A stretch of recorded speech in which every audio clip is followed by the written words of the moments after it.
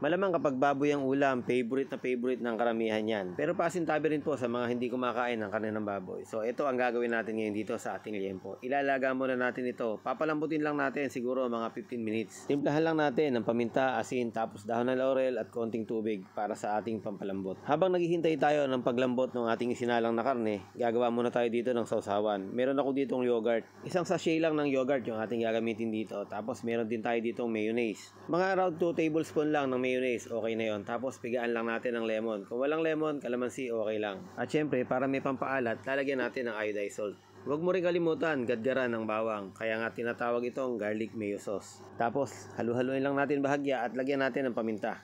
Kapag gagawa ka ng shawarma, pwede mong gayahin itong ating sauce na to.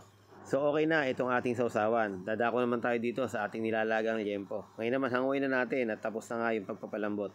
Hihiwain lang natin ito, siguro kasi nalalaki lang ng kahan ng posporo. Ayan, kung nakikita nyo, ganyan lang kalalaki. So pagkahiwa natin, tatabi muna natin at gagawa naman tayo ngayon ng breading. Yung nilalagay ko na yan ay harina. Tapos maglalagay din tayo dito ng cornstarch.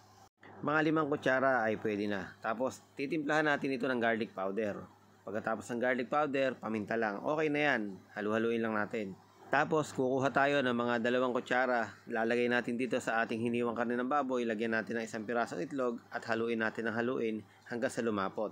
Kapag malapot na kung paano kayo nagbe-breading ng fried chicken, ganun lang din naman ang ating gagawin. So yan, ganun-ganun lang. Tapos halu-haluin nyo lang para kumapit talaga yung harina na ginawa natin. Tapos italbog na natin sa kumukulong mantika. So ayan na.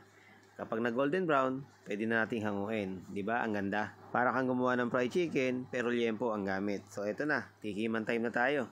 Panalong panalo, lalo na kapag natikman mo na. So, ayan. Sinasoso natin sa ating garlic mayo sauce.